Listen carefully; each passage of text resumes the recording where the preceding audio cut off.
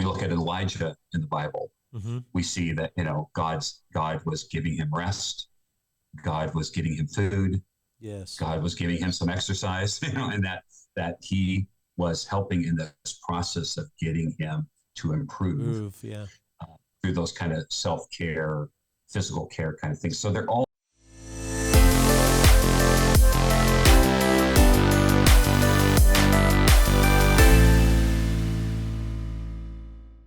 Well, hello, everyone. We're so glad to be back here on the Salty Pastor podcast, and we are just really blessed with Dr. Jeff Wagaman, who is here. He is the founder and lead psychologist at the Cascade Counseling Center. It's a Christian counseling practice in Olympia, Washington, that has really grown and become extremely effective and productive over the last 30 or so years. And we are just really blessed that he's been able to come and talk with us on the Salty Pastor podcast.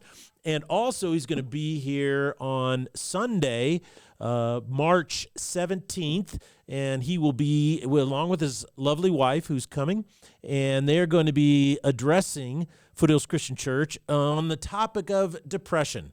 We're currently in our series, Weeds in Our Garden, an honest conversation about mental health. So, Jeff, we're so glad you're joining with us again today and helping us unravel, in a practical sense, some of the things we can do to help ourselves or help others who might be struggling with depression. Thanks, Doug. It's my pleasure to be here. Appreciate it. One of the things that I wanted to talk about that kind of remind everybody is last week, you just really described depression so well, is that there's usually a catalyst that happens, and then it kind of builds a shell around it, right? So you have to kind of work with that. And you said one of the things that we do is we really try to challenge irrational beliefs. And so sometimes in counseling and therapy with someone who's struggling with depression, there's a little bit of tug of war going on there. So could you talk into that and kind of refresh everybody's memory real quick? Yeah, I think that for most people, because some people are going to have, there's going to be exceptions to this rule. Some people have a biological depression. They may have bipolar disorder, and their depression is just caused by their brain. And probably serotonin levels off in their brain, and they could have the best day in the world the day before, and they wake up the next morning depressed and suicidal because of just their brain. But that's not most of us. And so for most of us, depression is a process that happens over time, and it takes, typically at least a 2-week period of time, which isn't very long, but where they have an event, something happens, and they then think about and dwell on that event. And Sunday, I'll probably talk about more of some of these events. But, I think when I talk about these activating events, is that they can be our own thoughts even. An activating event could be an own thought that can happen, but it could be we go through something traumatic. We go through maybe a person's sexually assaulted. Maybe they lose a job. Maybe, like I said, their spouse leaves them. Maybe they do something that they feel horrible about, and they've committed some sin that they feel terrible about. There can be lots of activating events that get the ball rolling. And so they can be things that people have done to us, or things that we've done to others can be activating events as well. So any of those things are in there that get the thing going. It could even be, let's say I had a traumatic event happen years ago, and I think about that traumatic event, or it gets stirred up by something. That could be an activating event. And then we think about that activating event, and we start thinking about it in a very hopeless, negative, attacking, self-depreciating way. And we really start beating the crap out of ourselves over this thing. And we feel awful. And we do that for a period of time, pretty consistently for a couple-week period. And we will, within that time, we will most likely move into a depression. And we will then that depression will just deepen as we continue that process. But at that point, I said, well, we've done that process, and we're now in this state of depression, which has physical components, mental components, spiritual components, that now we're kind of stuck. And it's not like just being in a bad mood. It's not like just, oh, I had a couple bad days, because all of us can kind of relate to that, kind of bummed out. That's not what this is. This is way bigger than that. This is a clinical depression. This is something we moved into, and our body is almost saying, okay, now we're going to stay here. And that shell is really strong once you get there. That shell is not something that we're just going to say, hey, why don't you spend some time in prayer and we're going to bounce out of it. Yeah. We're going to have to really work at this. Not that you shouldn't pray about it, but that you're going to have to really work at getting out of this depression. And that's where it takes concerted effort to break through. Yeah. Before we talk about, efforts and things that you can do, maybe we could just pause and you could say, kind of help us understand, what signs do you look for in people, or like I could look for in myself or look for in other people around me, that might help me see while they kind of slid into this depression and this shell has formed and it's pretty tough? What kind of signs do you look for to identify that? I think when we talk about clinical depression as a psychologist, we use this statistical manual of mental health disorders, and in it is depression. And there's 9 symptoms of depression that we look for. And if you have 5 of these symptoms, we would call you depressed. Okay. So the first one is mood, and it's usually a depressed mood. But what we also know is that it doesn't have to be a depressed mood. It can be an irritable mood or even a numb mood.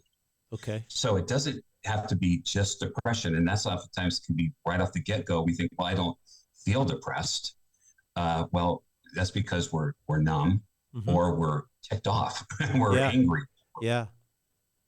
Torqued. And but that's one of the areas. Our mood isn't stable. It isn't normal. Our mood doesn't feel okay. Our mood feels off, but it's usually in a depressed way or irritable way. And then the other thing we see is a diminished interest in pleasurable activities. So their ability to experience pleasure goes down, and the things they used to like to do, they don't seem to be doing. So if they used to like movies or getting together with friends or that kind of thing, they're stopping that kind of behavior. That might be one thing we look for. That might be, gosh, we always got together every Tuesday night. We went out, and they don't want to do that now. That kind of thing. So if we see a loss of pleasure, that's one of the symptoms. Weight loss is another symptom, or weight gain can be a symptom. Now, obviously, these aren't separate to all of these. We're looking at these all together as for depression. Yeah. But then insomnia or hypersomnia, so somebody who can't sleep or they sleep all the time. And these can be things that we just kind of notice, like somebody that we're getting together with them, or they're saying they're having a hard time, and every time we talk to them, they say, yeah, I slept 22 hours today, that kind of thing. And so that would be like, okay, they're having some of those symptoms. Another one is psychomotor agitation or retardation. So they're really amped up, or they're very lethargic. That would be another one. Yeah. And then, but you see, some of these are physical, right? So fatigue or loss of energy is another one. Feelings of worthlessness or excessive guilt is another one. And then a diminished ability to think or concentrate is the 8th one. And the last one would be recurrent thoughts of death or suicide. So these 9 symptoms are what make up depression. And some of these are physical. We look for the physical things. Some of these, I would say, are mental. But some of these are kind of spiritual as well. And so we look at all of these. So when I'm looking for these, when I talk to people, I'm looking for these symptoms. If they're saying they're coming in for, maybe they're just coming in because they aren't very happy, but when they're talking, I'm looking for these symptoms, and I may be kind of checking them off as we go, even though I don't go boom, boom, boom, boom, boom. I'm just talking about their life and how are they sleeping? What's their appetite like? What do they like to do for fun? That kind of stuff. And then are they doing those things? Mm-hmm. And so we go through that, and it kind of becomes apparent that they're maybe struggling a little bit with depression. Mm-hmm. The one thing I do see that maybe you're hinting at a little bit is, what can I do to help? So I kind of want to think, what can I do to help somebody who's depressed or see what's going on? I think one thing that has always surprised me is that we oftentimes mask our symptoms. Mm-hmm. We fight it. We hide it. And I can't tell you how many times I've had clients in my office. We're laughing, we're joking. They have a good sense of humor. Yeah. And then I say, I'd like to give you a depression test. And I give them the depression test, and they come out back in the severe range of depression. And I go, does that surprise you at all? And most of the time they go, oh no, that doesn't surprise me at all. Yeah. That's why I'm here. And I go, well, you're joking, you're laughing. They go, yeah, I'm just faking it. Yeah. So that kind of thing. And they learn that socially appropriate ways of behaving, and they aren't going to show everybody that. Yeah. So I think that when we interact with people, and this can create a lot of guilt for people, I think, when they have had somebody who tried to kill themselves or even did kill themselves, and they knew the person, and they go, I should have known. I should have been able to see it. And I think the reality is, most of the times we don't see it. We don't see it. They don't show it. They don't show it. They don't let us know. And so they hide it. And I've had lots of people who I've seen after a person they know of has killed themselves. And that was exactly the way it was. Yeah. They seemed like they were doing great. Yeah. Nobody had any idea. Nobody had any idea. And so I think that we can go that people just mask that kind of stuff. But if they don't mask it, and they say, hey, I'm feeling depressed, or I'm feeling down, or I'm feeling suicidal, we want to take those things serious. And especially, I would say, when people say, I'm feeling suicidal, we want to take that one really serious. They used to say years and years ago that there was this false narrative going around that people that talk about killing themselves don't kill themselves. That is not true. People who talk about killing themselves, they kill themselves. So people say something, hey, I feel like killing myself. We want to take that serious, very serious. And I'll talk about this more, but I could talk about it a little bit now, is that one of the things when we hear that term, like, oh, I want to kill myself, I'm thinking about killing myself, we can ask, and this is kind of freaks people out, because, I think when you have a friend that is depressed, it's really going through a hard thing, and they're really struggling. Like, maybe they have lost weight, maybe they aren't eating, they aren't going to work, they're not functioning well. And we could go, yeah, they have 6 or 7 of these symptoms, or 5 of these symptoms. We can go, okay, they're probably depressed. If you're a good friend, ask them, do you feel suicidal? Yeah. Because when you ask them that question, it's not going to be, oh, I haven't felt suicidal, but now that you mentioned it, that might be a good thing for me to do. That's not going to happen. Yeah, you're not planting a seed by asking. No. And I think people are afraid to ask because they think they might be doing that. They aren't. They're not. But when you ask it, that they're probably going to be more shocked that you even asked it, because very often nobody has asked it. And so then when you ask it, they can then go, yeah, I am. And that's one. So do you have, and then then you could say, do you really feel like killing yourself? Do you feel this strongly? And it might be, yes, I do. And then you go, how would you do it? Yeah. So you're asking for a means. How would you do it? And, a lot of times what we hear is very often, well, I feel suicidal. How would you do it? I don't know how I do it. I don't have any idea how I do it. That will help out. But we might hear, well, I'd probably shoot myself. Do you have a gun? Can you get a gun? How would you do it? How would you make it happen? Well, I have a gun in my drawer. I would just take that gun and shoot myself. Okay. And then, so we're looking for a means, a plan, and intent is what we're looking for. And so if we get those things, I have a plan and I have a means, and I think I'm really going to do it. Then we go, okay, we're in the three, we're in a dangerous position. And as a friend, I would say we need to go, hey, I'm your friend. We need to prevent this, because we know from studying suicide that people who have tried to kill themselves and survive get better. They don't stay in this state of being depressed for their rest of their life. They get through it and they survive and they move on and they can have a great life. But when we're in it, we're so hopeless and miserable that we can't see. We're not thinking straight. We're really thinking irrational, and wanting to kill ourselves is irrational. And so that one of the things I try to do is, what I tell my patients is that I have to keep you alive. That's one of my job, is to keep you alive. And so when we start talking about suicide, I'm shifting into that mode of, my job is to keep you alive. And so if you have a plan and you have intent and you have the means, I'm going to intervene in one of those areas, if not more.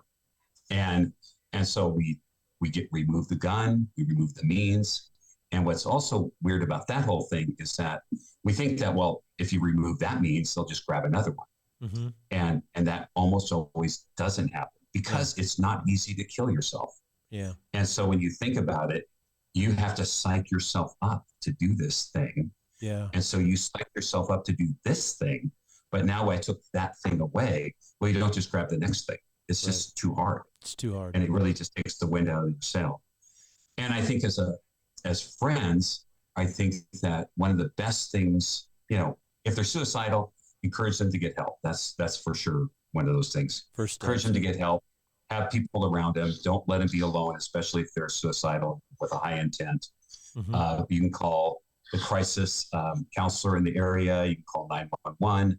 You can do those kind of things if it's pretty imminent that they're thinking pretty strongly about hurting themselves. That I think those interventions are good. But more often on the lower level, that the person is struggling with it, but they don't really have a means or intent. They're still miserable. And what we can do as friends is to hang out, is to be around them, to be a friend. We're not giving them advice about how to get out of their depression. We're just being there with them. And one of the things we can do is try to help them experience pleasure. Like, hey, let's watch a movie. Let's hang out. Let's have dinner. Let's do something fun. I'm just going to hang out here and be your friend. And I'm just going to walk with you through this. And you can talk to me about it if you want. And I'm going to just listen. And I think that's better. Job, when he went through what he went through, it felt that after he had gone through all this stuff, his children all died. He lost everything. He had these 3 friends come over, I believe, and they stayed with him for 7 days and didn't say a thing. And they just hung out with him. And that turned out to be the best thing they did, because when they started talking, that's when it got bad. Then it got bad. And that's when God said, hey, you should have kept your mouth shut, is what he said. That's really, And so I think that if we can take that example a little bit, at least, and go, hey, when you have a friend who's really struggling, be a friend, be a really good friend, hang out with them and spend time with them and just be there. And if it's getting pretty ugly, encourage them to get some help. Is there anything to this sense, like if you see somebody in depression, I've just kind of read a little bit about this. I'm not really adept at it, but the notion of walking, like if you have a friend, hey, let's go for a walk, for sure, that physical activity. What's the research on that, and how effective is that? I think all of the research on this is that, well, first of all, when I look at depression, it might be good in this case to look at depression kind of on a continuum, so that people over here aren't depressed, they're just sad. And then we go down here and then we get eventually to depression, and that they got 5 of the symptoms. And then we got people down here that are really struggling to function. And then we got people down here that are sleeping all the time and not eating, and they're maybe ready to kill themselves and need to go to the hospital. So we got this continuum, and that what we find sometimes is that some of these things that, like exercise, working out, arguing with your thinking, prayer, practicing any of the principles of the Bible, any of the quiet times, all that stuff are really good on the probably medium above. When you're really, really depressed, sometimes when we say, "Hey, let's go on a walk," they go, "Oh, I can't go on a walk. Yeah. I can't do that." Well, can we walk around the living room? Yeah, we can walk around the living room. So we walk around the living room a couple times and that's it. But I think that overall, when we look at physical health, um, exercising, eating properly, sleeping properly, all these things are helpful for our getting out of depression. When we look at Elijah in the Bible, Mm-hmm. we see that God was giving him rest, God was getting him food, Yes. God was giving him some exercise, and that he was helping in this process of getting him to improve Proof. Yeah. uh, through those kind of self-care, physical care kind of things. So they're all helpful. It's just complicated. It's going to be several things. I think usually what I find is it's lots of different things that Mm-hmm. help us get to the point where we get out of this depression. Yeah. And it's definitely a journey.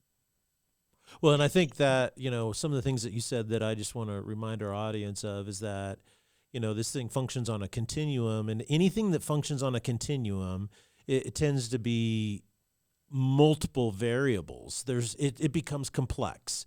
And Yes. the more you go down the continuum, the more variables you have. And so you have to kind of have somebody who can be a guide, a coach, a clinician, a professional who can say, wow, this really is complex. There's a lot of variables. We want to address it on all these levels. We used an illustration like there's multiple buckets, right? And Right. you need to be dipping into every bucket, and addressing all of it together.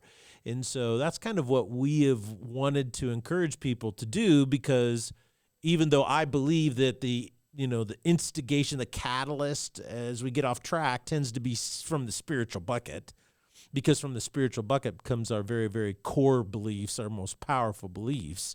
If those are misaligned or they're irrational or they're based on a traumatic experience as opposed to the very truth of God, what ends up happening is that we can slide down this continuum more rapidly, so to speak. And I think one of the illustrations that Jesus used, which is really interesting, is he says the road to destruction is wide, and he doesn't use the word hell, he just uses the word destruction. And it's like, is that Satan is trying to, push us down this 6-lane freeway with all these variables, right, down into a negative place.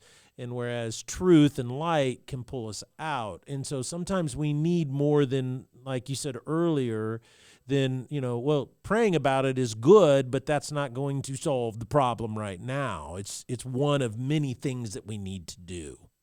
Could you comment on that just a little bit? Yeah, I think that, and I it's treading on dangerous territory, a Yeah. little bit, because I really believe in the spiritual, and I think that component is by far the most component of our life. Yes. But I think that sometimes we've seen this where we have, well, in the Bible, you have David, you have Job, you have Elijah, you have others that were very spiritual people, loved God, Mm-hmm. and yet went through depression, severe depression, which they weren't born. Mm-hmm. Elijah was suicidal, at least somewhat probably, and so wanted to die, and so you have these people that were really highly spiritual. And I'm going to use Elijah as a study on Sunday to show just kind of how it looks. But I think we can be very spiritual people and yet still be depressed. And it feels like those two couldn't exist, but I think they can. And yet there's some things that are off for sure, and probably off in the spiritual. If we tie those that we're thinking like God would have us think into the spiritual, Mm-hmm. then we're going to say their thinking's off for sure. Sometimes I put that in the mental. It's hard to, I put thinking a lot of times in the mental category, but I think our thinking needs to be in line with God's word for sure. And if that's accurate thinking, that's truth. And if we look at the thinking about the word, what God says about us, and that we are to think that same way about ourselves that he thinks about us, Mm-hmm. then I think that is very health promoting. And so that will help us. And when our thinking isn't accurate, isn't consistent with that, we work at getting our thinking consistent with that. Mm-hmm. But our thinking is going to be, very negative. One of the verses, I think it's Romans 12:2 or something like that, says, renewing your mind, right? Working at renewing our mind. And so that's that's one thing that I think that we're trying to do is we're trying to renew our mind. We're taking every thought captive to the obedience of Christ. We're gratitude. I think gratitude is a great biblical principle that has been shown to help with depression and help us once we're out of depression, to help us stay out of depression. And that gratitude can be very, very powerful. And you see it all through the Bible, and plus once you get aware of it, you see it everywhere, like Philippians, where he talks about pray about everything without ceasing with thanksgiving. Yeah. So it's like, with gratitude, with gratitude about where God has come through for me before, that how he's going to come through to now, this whole thing. So, well, I have a lot of gratitude right now that you're partnering with us in this. I'm very excited, but I'm excited you're going to be talking about Elijah. I preached on Elijah last Sunday about stress and burnout.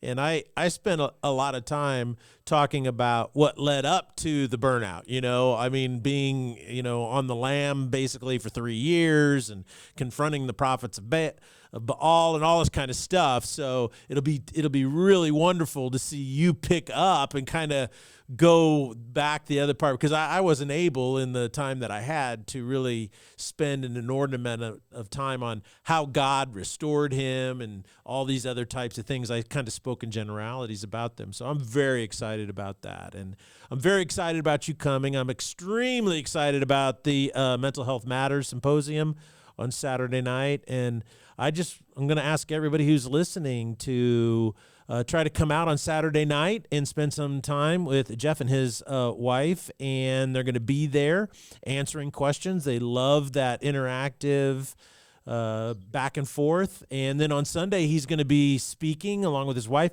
in our 2 main services on Sunday. So we're really excited about it. And I'm just so glad that you came and spent a little podcasting time with me, Doctor. I really appreciate it. Thank you. It's been my pleasure. I appreciate it too. All right. Well, we're looking forward to this week. I am too. And so everybody in the Salty crew, we're so glad that you were with us, and we hope to see you this Sunday. And I'm going to say blessings as we sign off. Bye.